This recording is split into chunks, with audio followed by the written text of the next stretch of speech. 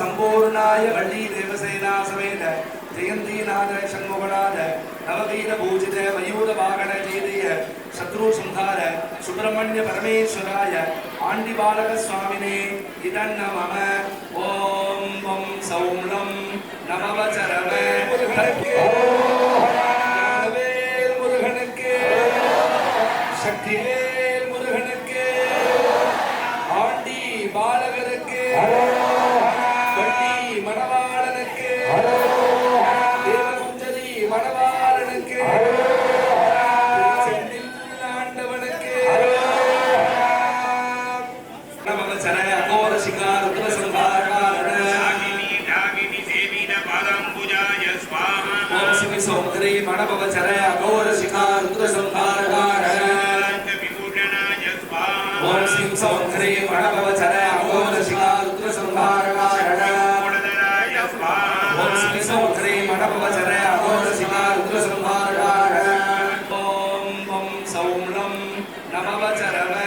तत्पुरुष कवच महेश्वर तिरोद्भवकारण ओम ओम सौं लं नमः सर्वतत्पुरुष कवच महेश्वर तिरोद्भवकारण ओम ओम सौं लं नमः सर्वतत्पुरुष कवच महेश्वर तिरोद्भवकारण ओम ओम सौं लं नमः सर्वतत्पुरुष कवच महेश्वर तिरोद्भवकारण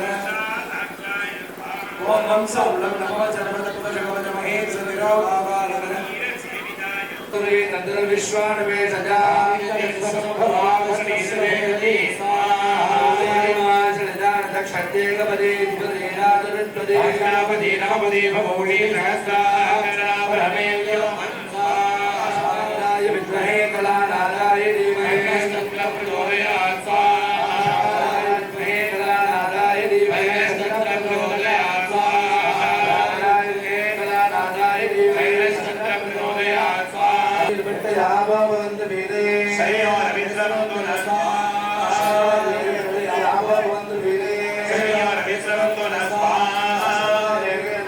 वेल मुरुगनुक्के शक्तिवेल मुरुगनुक्के आंडी बालकरुक्के वल्ली मणवाळनुक्के देवकुंजरी मणवाळनुक्के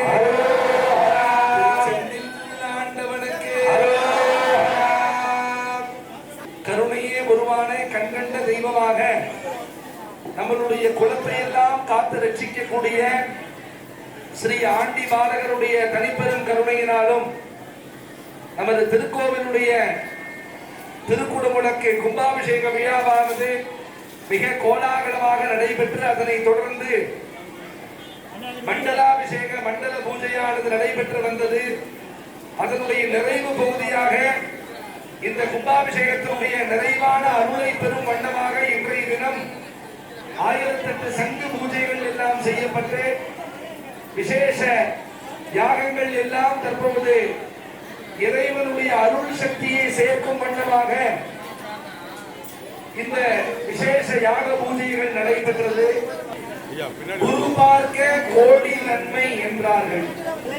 அந்த குருவுக்கே தேவலோகத்திலே கஷ்டம் வந்த போது திருச்செந்தூருக்கு வந்துதான் அந்த குருவுக்கே அந்த பிரச்சனை தீர்ந்ததாக புராணங்களிலே கூறப்படுகிறது. அப்பேற்பட்ட அந்த குரு ஸ்தலமான திருச்செல்லிரம்பதியார் உன்னுடைய சொரூபமாக விளங்கக்கூடிய நமது ஆண்டி பாலகர் திருச்செந்தூர் முருகன் தான். ஆண்டி பாலகர் தான் திருச்செந்தூர் முருகன், சந்தேகமே வேண்டாம். முருகன் கடவுளுக்கு தெய்வ சிக்காமணின்னு பேரு. தெய்வ சிக்காமணினா என்ன? எல்லா தெய்வங்களுக்கும் சிகையில் வசிக்கக்கூடியவன் முருகன் கடவுள். நம்மளுடைய ஆண்டி பாலகர் வணங்கினால் எல்லா தெய்வத்தையும் வணங்கிய புண்ணியம் கிடைக்கும். காரணம், எல்லா தெய்வங்களுடைய சொரூபமாக இருக்கிறான். அதுதான் முருகா அப்படின்னு சொல்றோம். ஆக முருகா அப்படின்னு சொன்னாலே முப்பெரும் தேவர்கள் முப்பெரும் தேவர்களுடைய அருள் நமக்கு கிடைத்துவிடும். படைத்தல் காத்தல் அழித்தல். அதே போல நவராத்திரி கொண்டாடினோமே, வீரியத்துக்கு நல்ல தைரியத்துக்கு துர்க்கை, நல்ல தனத்துக்கு நல்ல லட்சுமி தேவி, லட்சுமி கடாட்சத்துக்கு லட்சுமி, அடுத்தாப்புல நல்ல கல்வி கிடைக்கணும்னா சரஸ்வதி. ஆக அலைமகள் நிறைமகள் செல்வமகள் என்று சொல்லக்கூடிய முப்பெரும் தேவிகள் முப்பெரும் தேவிகளுடைய அருள் கிடைச்சது. நீங்க உலகத்துல எந்த இடத்துல இருந்து ஆண்டி பாலகான்னு கூப்பிட்டோன்னு ஓடி வந்துருவர் மயில் மேல. அப்பேற்பட்ட கடவுள் நம்ம கடவுள். அப்ப அந்த முருகனை மனசார நினைச்சு வழிபாடு நடத்தினாலும் கோவிலுக்கு வந்து ஏன் கும்பிட வேண்டும்? தூணிலும் இருக்கிறார், துரும்பிலும் இருக்கிறார். அதாவது ஒரு பசுமாடு இருக்கு வச்சுங்க, அந்த பசுமாட்டுக்கு எங்கெல்லாம் பால் சுரக்கின்றதோ அந்த பால், அந்த உடம்பு முழுக்க பால் சுரக்கின்றது. ரத்தத்தை தானே பாலா கொடுக்குது. அப்ப உடம்பு முழுக்க பால் இருந்தாலும் அந்த பாலை நாம் நினைச்ச இடத்துல கறந்துட முடியாது. ஒரு கொம்புலையோ வாலையோ கறந்துட முடியுமா? முடியாது. அப்ப அந்த பால் உடம்பு முழுக்க பசுவுக்கு பால் இருந்தாலும் மடு என்ற துவாரத்தின் வழியாக, சிறு துவாரத்தின் வழியாக வெளிப்படுகிறதோ அதே போல ஆண்டி பாலகர் தூணிலும் துரும்பிலும் இருந்தாலும் இந்த பூமியின் மூலமாக, இந்த கோவிலின் மூலமாக தான் அந்த சக்தி வெளிப்படுகிறது. சரி, அப்ப நம்ம இவ்வளவு பெரிய கோவில் கட்டியிருக்கோமே, இவ்வளவு பெரிய தர்மத்தை செஞ்சிருக்கோமே, இதனால என்ன பலன் கேட்டா, நம்மளுடைய 21 தலைமுறையில செஞ்ச பாவங்கள் விலகி நம்மளுடைய 21 தலைமுறையை வாழ வைப்பார். ராஜராஜ சோழனுடைய சமாதி கூட எங்க தேடிட்டு இருக்கோம், பாண்டிய மன்னருடைய சமாதி எங்க இருக்குன்னு தேடிட்டு இருக்கோம். அப்போ அவர்கள் வாழ்ந்த வாழ்க்கை மண்ணோடு மண்ணா போயிடுச்சு. ஆனால் அவர்கள் செய்த சிவ தர்மம் இன்றைக்கும் 1000 ஆண்டுகளை தாண்டி நிற்குதா இல்லையா? கோவிலா இருக்கா இல்லையா? அப்போ இந்த கோவிலுடைய திருப்பணி செய்த ஒவ்வொருத்தருக்கும் ஒரு செங்கலை எடுத்து கொடுத்தவங்களுக்கு கூட ஆண்டி பாலகருக்கு தெரியும். நம்ம தானே எடுத்து கொடுத்தோங்கிறது நீங்க நினைக்கவே வேண்டாம். ஒவ்வொரு செங்கலையும் எடுத்து கொடுத்த உங்க பக்தர்களாகிய உங்களுடைய பக்தி தான் இங்கே கோவிலாக காட்சி அளிக்கிறது. இது வெறும் சிமெண்டும் கம்பியும் செங்கலும் கல்லும் இல்ல, உங்களுடைய பக்தி தான் இந்த கோவிலாக காட்சி அளிக்கின்றது. நம்ம ஆண்டி பாலகர், நம்ம குலத்தை காத்த கடவுள், இன்னும் நம்ம வம்சத்தை நம்ம குலத்தை காக்கக்கூடிய கடவுள், அந்த கடவுளுக்கு இப்படி ஒரு திருவிழா எடுத்து கும்பாபிஷேகம் செய்து இந்த நூற்றாண்டிலேயே இல்லாத அளவுக்கு கல்லிலான ராஜகோபுரம். நானும் உலகம் முழுக்க 23 கண்ட்ரிக்கு போயிருக்கேன். 1800 கும்பாபிஷேகத்துக்கு மேல பண்ணிருக்கேன். பெருமை சொல்றதுக்காக சொல்லல. எங்கேயுமே இப்போதைக்கு இது போல ராஜகோபுரம் முழு கல்லால கட்டின திருப்பணியோ எங்குமே நடக்கல. இது பக்தர்களாகிய உங்களுடைய பக்தியினால் தான், ஆண்டி பாலகருடைய சக்தி தான் இதை கட்டியிருக்கிறது என்று சொன்னால் அதுதான் சத்தியம். அப்பேற்பட்ட அந்த கடவுள் நம்ம உடன் இருக்கிறார் என்பதற்கு இதற்கு மேலே வேறு எதுவுமே வேண்டாம். அப்போ அந்த தெய்வத்திட்டு போய் வேண்ட போது என்ன வேணும்? ஆண்டி பாலகர்கிட்ட போய் எனக்கு காரு வேணும், பங்களா வேணும், வீடு வேணும், குழந்தை பிறக்கணும், என் பையனுக்கு மகனுக்கு கல்யாணம் வரணும், இப்படி எல்லாம் கேட்கறத விட ஆண்டி பாலகர்கிட்ட போய் கேட்கும் போது எப்படி கேட்கணும்னா, நின்னையே நான் வேண்டி நான் செய்யும் தவமாகும். ஆண்டி பாலகரே நீயே எனக்கு வேணும்னு கேட்கணும் அவர்கிட்ட போய். பெரிய பணக்கார கோடீஸ்வரன் போய் 10 ரூபா தாங்கன்னு கேட்க கூடாது, கோடி ரூபா தான்னு கேட்கணும். அதுதான நியாயம். அந்த மாதிரி இந்த அண்ட சராசரத்தையும் தனக்குள்ளே அடக்கி வைத்திருக்கக்கூடியவர் ஆண்டி பாலகர். அவர்கிட்ட போய் கார் வேணும், பங்களா வேணும், பிள்ளைக்கு கல்யாணம் வரணும் கேட்க கூடாது. நின்னையே நான் வேண்டி நான் செய்யும் தவமாகும். முருகா ஆண்டி பாலகரே நீயே எனக்கு வேணும்னு கேட்கணும். இன்னிலிருந்து ஆண்டி பாலகர் உன்னை கோபுரத்துல வச்சு கொண்டாடுறேப்பான்னு சொல்லுவாங்க. கிராமத்துல கேள்விப்பட்டிருக்கீங்கல்ல? உன்னை கோபுரத்துல வச்சு கொண்டாடுறேன்னா என்ன அர்த்தம்? ஊரிலேயே பெரிய உயரமான இடம் கோபுரம். அந்த கோபுரத்துல உச்சியில கொண்டு நம்மளை வச்சு கொண்டாடுவார். இன்னைக்கும் ஆண்டி பாலகர் அவருடைய அருளால 16 செல்வங்களோடு பெருவாழ் வாழ வேண்டும். உங்கள் அனைவருக்கும் ஆண்டி பாலகர் ஒவ்வொரு நாளும், ஒவ்வொரு நிமிடமும், ஒவ்வொரு நொடியும் அவருடைய அருள் கிடைத்து கொண்டே இருக்கும் என்று நான் ஒவ்வொரு நாளும் அவருக்காக திருச்செந்தில் ஆண்டவன் திருவடியை வேண்டி பிரார்த்தனை செய்கிறேன். நன்றி, வணக்கம்.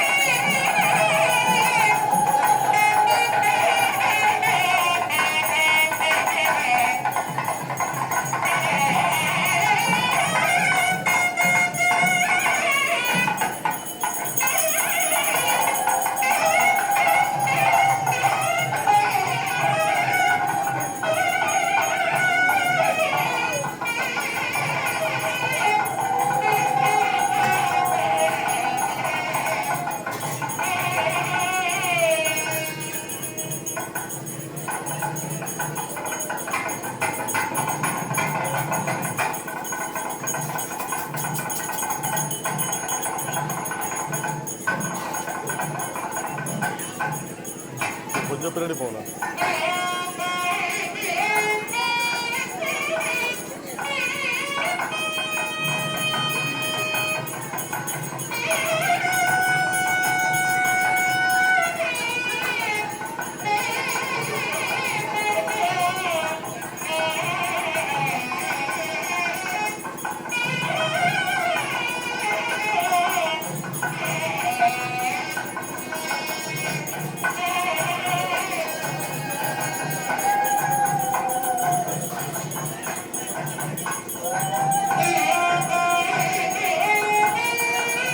நல்ல ஐடியா.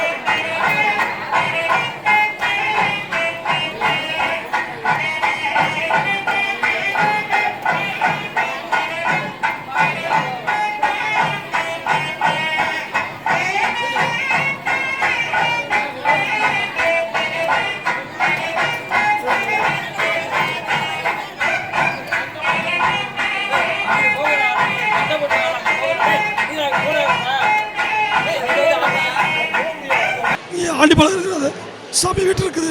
ரொம்ப பழமையான கோயில், ஏறத்தாழ ஒரு 300 வருடங்களுக்கு பழமையான கோயில். இந்த கோயிலை வெறும் வேலை மட்டுமே வணங்கி தைப்பூச தீமுறையில் கொண்டாடிக்கிட்டு இருக்கிறோம். இதோட சிறப்புகள் என்னன்னு கேட்டிங்கன்னா, பிள்ளை வர வேண்டி உள்ளவங்களுக்கும் திருமண தடை நீக்கிறவங்களுக்கும் தென்முக கடவுளா திருச்செந்தூருக்கு அடுத்து முருகன் வந்து தெற்கு முகமாக பார்த்த ஒரே முருகன் கோயில் இந்த ஸ்தலம் மட்டும்தான். இப்போ சமீபத்தில் வந்து கற்களாலான 64 அடி உள்ள கோபுரம் கட்டி 40 நாளைக்கு முன்னால் கும்பாபிஷேகம் நடைபெற்றுச்சு. அதன் தொடர்ச்சியாக இப்போ மண்டலாபிஷேகம் மிக சிறப்பாக இங்கே நடைபெற்றுக்கிட்டு இருக்குது. இந்த ஏரியாவில் சிறப்புமிக்க கோயிலாகவும் புகழ்பெற்ற தலமாகவும் திருமணத்தோடு நீங்கியும் கல்யாணம் பிள்ளை வர்றதுக்காண்டி ஸ்பெஷல் தலமாக இயங்கிட்டு இருக்கு.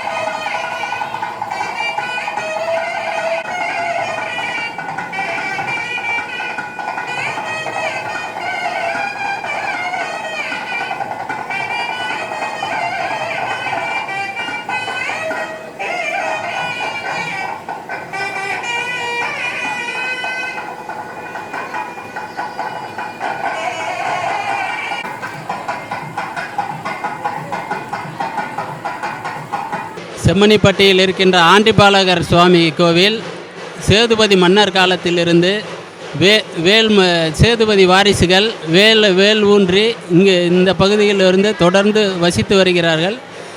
அவர்களின் குலதெய்வமான ஆண்டிபாலகர் வேண்டும் வரம், குழந்தை வரம், திருமண வரம், தொழில் தாமதங்கள் எல்லாத்தையுமே நிறைவேற்றி கொடுக்கக்கூடிய ஆண்டிபாலகர் இப்பொழுது வேண்டுதல் நிறைவேற்றியதன் காரணமாக கல்கோபுரத்தால் ராஜகோபுரம் ஒரு தனிநபர் செய்திருக்கின்றார்கள். அது ஆமாம், செம்மணிப்பட்டியில் அருள்பாலிக்கும் ஆண்டிபாலகர் சுவாமி ஆறுபடை முருகன் கோவில் பழனி, திருச்செந்தூர், திருத்தணி, திருப்பரங்குன்றம், ஆறுபடை வீட்டில் என்ன பவர் என்ன அருள் இருக்கின்றதோ அதே அருள் ஆண்டிபாலர் கோயிலுக்கு வந்தாலும் அதே அருள் கிடைக்கும். மக்கள் பகுதியில் மக்கள் எங்கு இருந்தாலும் வந்து முருகப்பெருமானை வழிபடுவதற்கு சமமாக இங்கே வந்து ஆண்டிபாலர்களை வழிபட்டு அருள் பெற்று செல்கின்றார்கள்.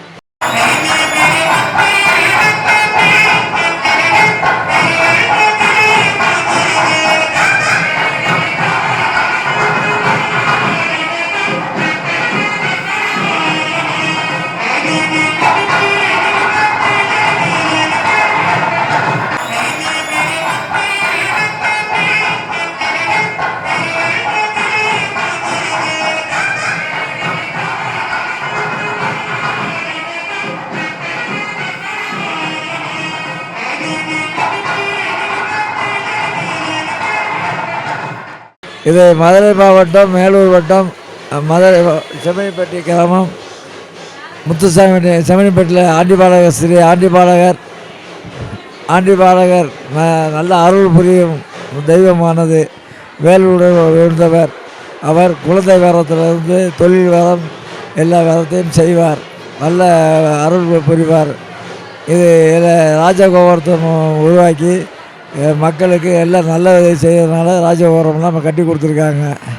ஆனால் மக்கள் வந்து நல்ல ஆண்டிபாலர் வந்து அருள் புரிவார். அதனால் வேலில் இருக்கார்.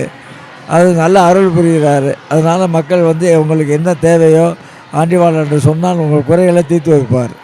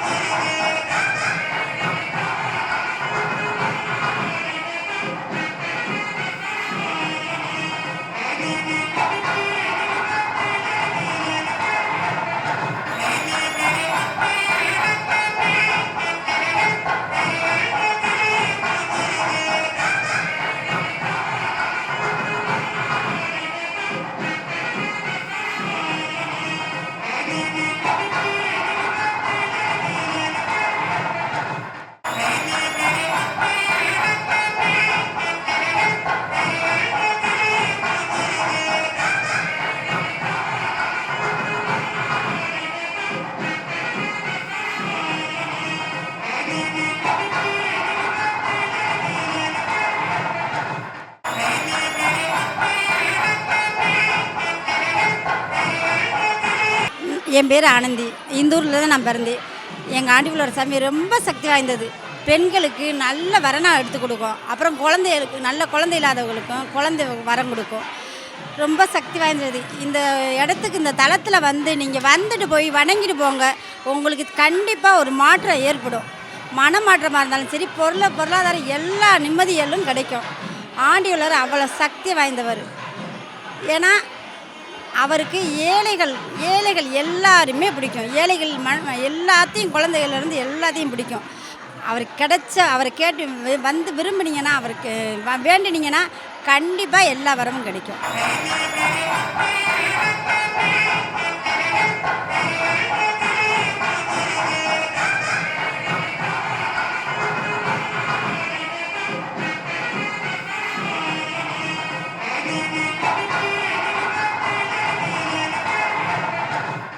என் பேர் வினோதா.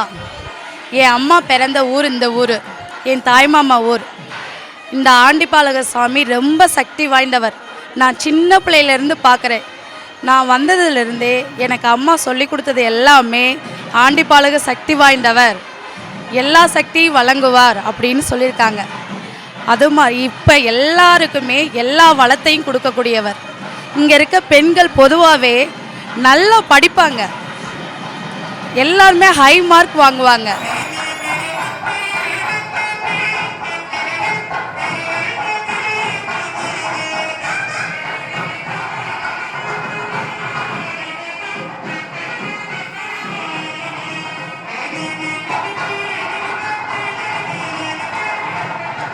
இந்த செம்மணிப்பட்டி கிராமத்தில் அமைந்திருக்கிற ஸ்ரீ ஆண்டிபாலகர் கோவில் மிகவும் பிரசித்தி பெற்ற ஆலயம்.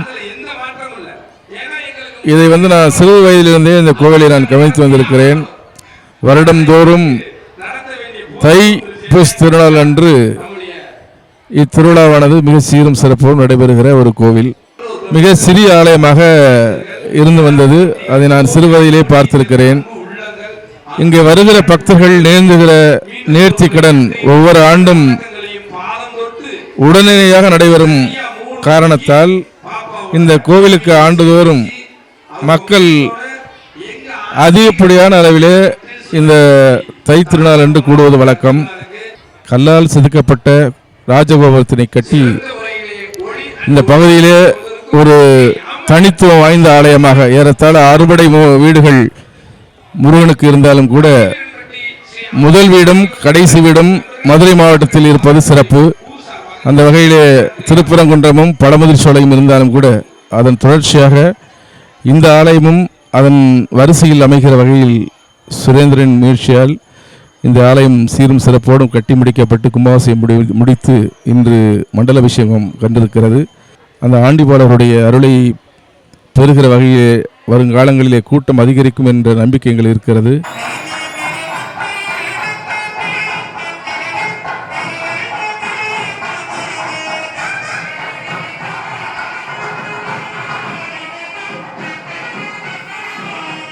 ஆண்டிபாலர் கோவில் இங்கே இதில் ஒரு விசேஷம் என்னவென்றால் வேல் தான் இங்கே காட்சியளிக்கிறார், வேலாக காட்சியளிக்கிறார். நமக்கு அந்த வேலை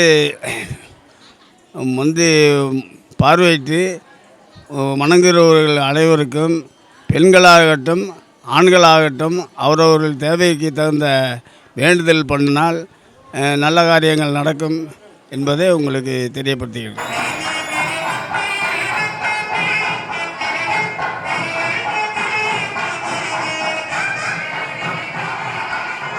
செம்மணிப்பட்டி கிராமம் ஆண்டிபாலகர் கோவில். இந்த கோவில் மிகவும் பழமையான கோவில். எங்கள் மூதாதையர்கள் உருவாக்கிய கோவில். இது வேல் மட்டுமே அவர்கள் சொருகி வைத்து அவர்கள் வழிபட்டு பூஜை போட்ட கோவில். இங்கே இருக்கிற குடிபடைகள் அனைவருக்கும் நல்ல நன்மைகளை செய்து கொண்டு இருக்கிறது. இங்கே இருக்கிற ஆடு மாடு கோழி குஞ்சு எல்லாத்துக்கும் தண்ணி வசதி செய்து கொடுக்கும். கோவிலில் மழை இல்லாமல், எந்த ஊரில் மழை இல்லாமல் இருந்தாலும் இருக்கும். இந்த ஊரில் இந்த கம்மாயில் தண்ணி இல்லாமல் இருக்காது. அப்படிப்பட்ட தெய்வம். வருஷத்தில் ஒரு தடவை தான் சாமியாடி மேலே சாமி வந்து ஆடும். அன்னைக்குத்தான் வேல் போட்டு பால் குடம் எடுத்து அக்கினி இறங்கும். ஆனால் அதுக்கு முன்னாடி எங்கள் முன்னோர்களிடம் நேரே பேசி கொண்டு இருந்திருக்கு இந்த தெய்வம். இந்த கோவிலில் எப்பவும் காலை மாலை விளக்கேற்றி சங்கு சேகண்டி அடிப்பது வழக்கம். காலையில் 5:30 மணிக்கு வந்து விளக்கேற்றிட்டு சங்கு சேகண்டி அடிப்பார்கள்.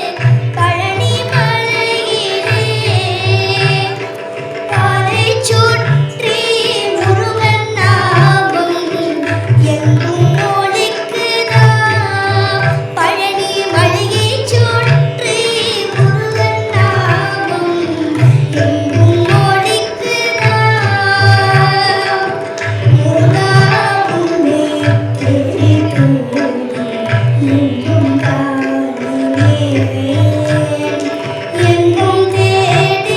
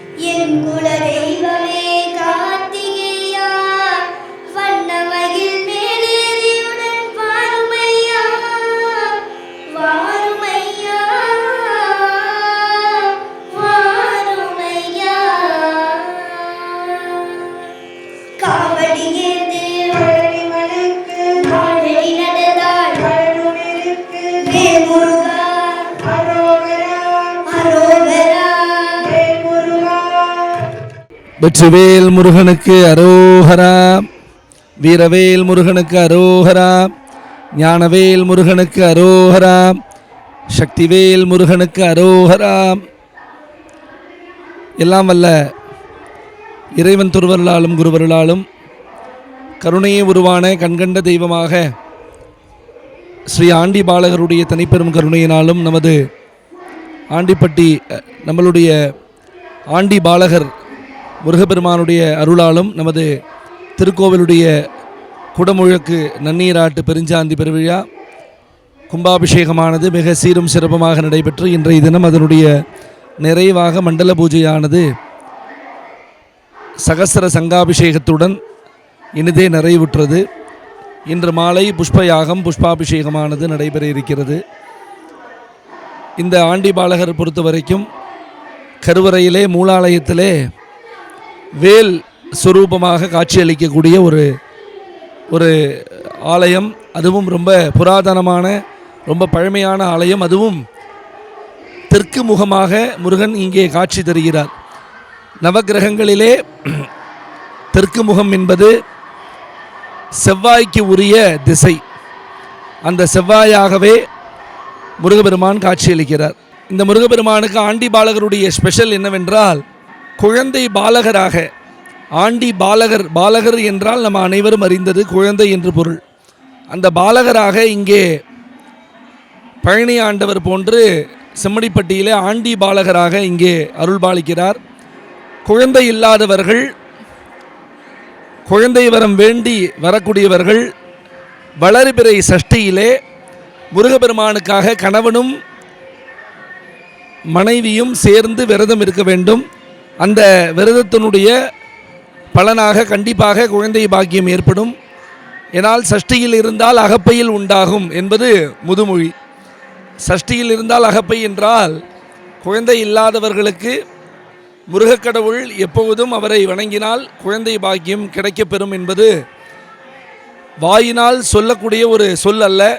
உணர்வு பூர்வமாக மூதாதையர்கள் சான்றோர் பெருமக்கள் நமக்கு அளித்திருக்கிறார்கள்.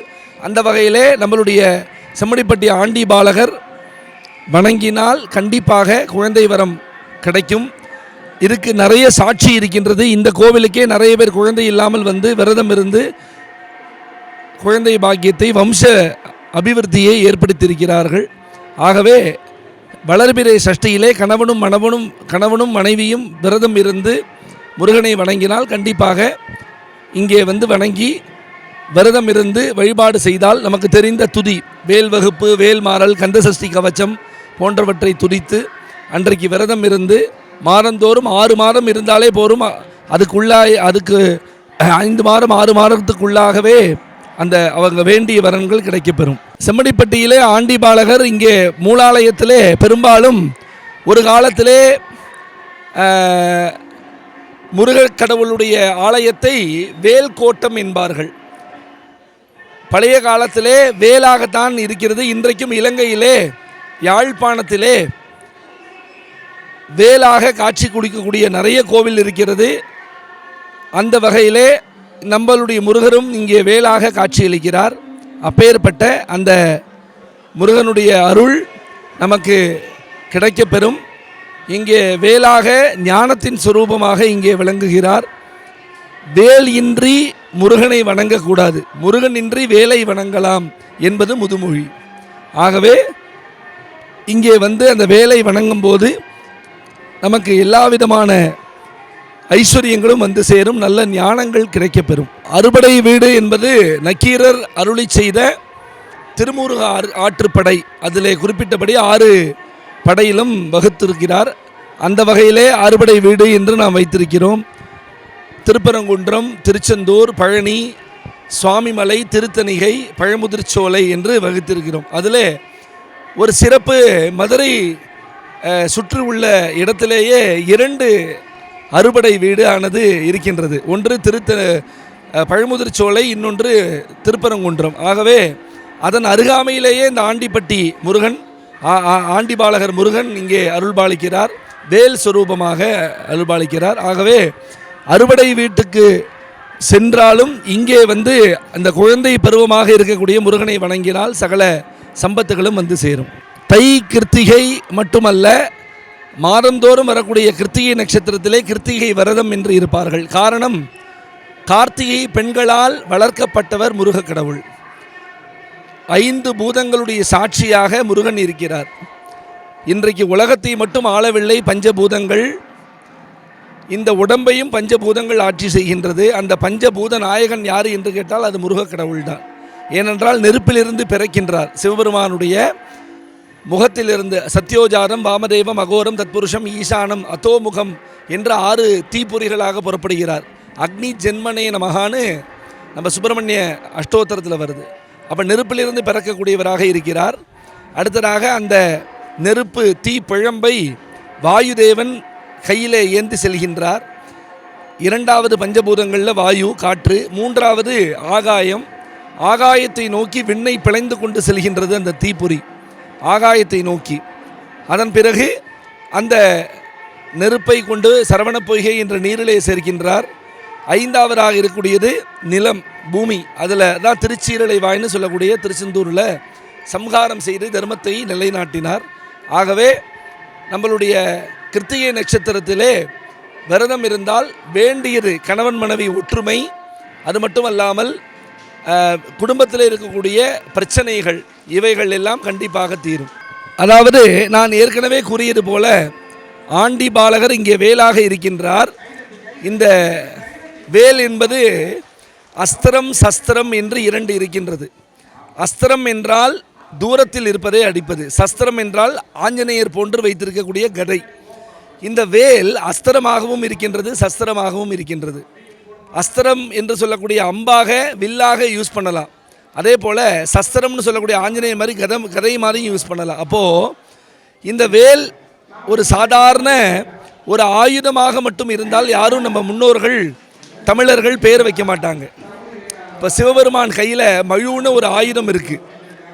அந்த யாருக்காவது மழு, மிஸ்டர் மழு, மிஸ்ஸஸ் மழுன்னு வச்சுருக்கோமா? இல்லை. ஆனால் வேலை பெயராக வைத்தார்கள் தமிழர்கள். நம்மளுடைய மூதாதையர்கள் வேலை பெயராக வச்சாங்கன்னா காரணம் அது ஆயுதம் மட்டுமல்ல, ஞானத்தின் சொரூபம்.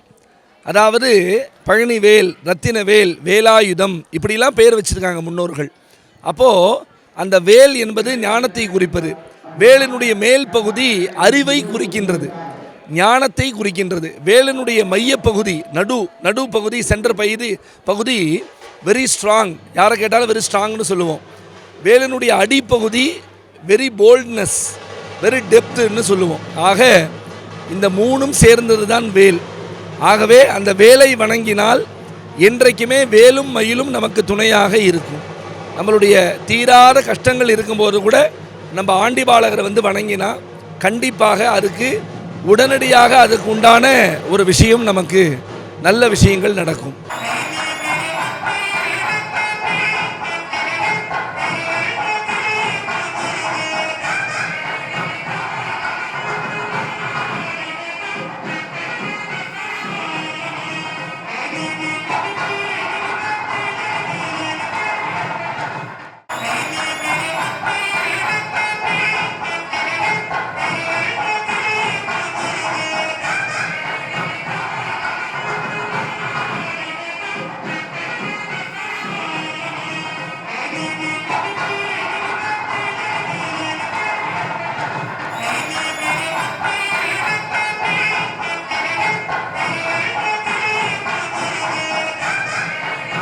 ஜெமினிப்பட்டியில் அமைந்திருக்கும் ஸ்ரீ ஆண்டிபாலகன் முருகன் ஆலயத்துக்கு தான் வந்திருக்கோம். இந்த 48 நாள் மண்டல பூஜையை முன்னிட்டு முருகன் அவரோட ஆலயத்திற்கு நாங்கள் மதுரையிலேருந்து கலைமாமணி கோவிந்தராஜன் அண்ணன் டீம்லேருந்து வந்திருக்கோம். இந்த கோவில் பார்த்திங்கன்னா எங்கும் இல்லாமல், இந்த கோவில் சிலை இல்லாமல் முருகன் வேல் மூலியமாக அமர்ந்திருக்காரு, காட்சியளிக்கிறாரு. மக்களுக்கு எந்த ஒரு குறைகள் இருந்தாலும் வேண்டிய வரம் கொடுக்குறார்.